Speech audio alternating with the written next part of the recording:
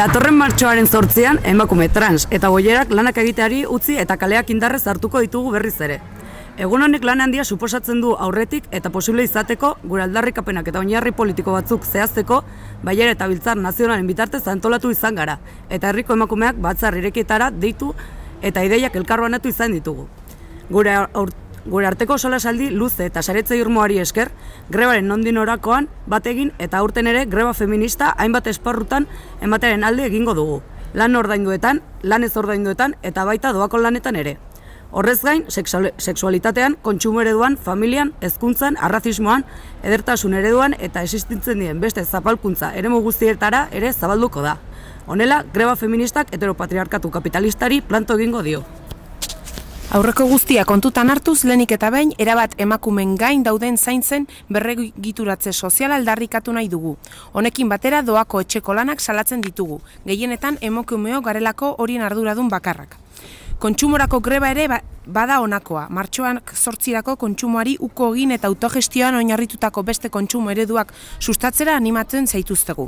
Bestalde, emakumeok lan prekariotasuna pairatzen dugun aldetik egite honen kontrako aldarria ere egiten dugu. Lan baldintza eta eskubide ez duinei eta minimoen azpiko soldatei aurre egin nahi diegu. Berriz ere lan egoeraren gaineko genero arrakala bizitzen dugulako. Modu berean emakume pentsioniston egoera tamalgarriaren aurka jartzen gara. Erretiratu ondoren baldintza txarretan zaintza eta etxeko lanen jarduten gara eta jasotzen dugun pentsioa gizonek jasotzen dutena baino askoz baxuagoa da.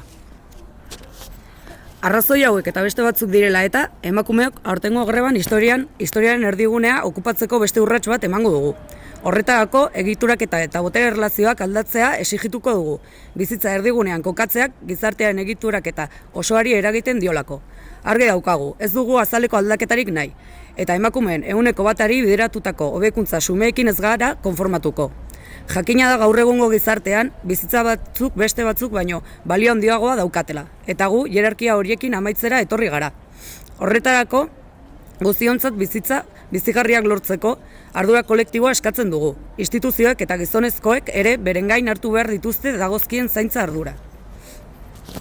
Hortaz, emakumeen egoera honen aurka borrokatzeko 2019ko greban parte hartzera gonbidatzen zaituztegu. Nola? Lantoki eta ikasgeletan greba eginez, herri eta hirietako mobilizazioetara joanez, zaintzeari ustea eta hori irudikatzeko amantala balkoian eskegiz, gure eskualde edo arloan greba antolatuz eta zabalduz. Besoko morea eta txapa ipiniz grebarekin bat egin dugula dirazteko. Izan gaitezen greba hau eremu guztietara zabaltzeko kanala, sortu ditzagun gatazkak lagunartean, bikotean, familian, lantokian, etxean, hezkuntzan, zentroan. Badakigu kapitalismoa ez dela berregin emakumeak azpiratu gabe. Emakumeok planto egiten badugu dena gelditzen dela.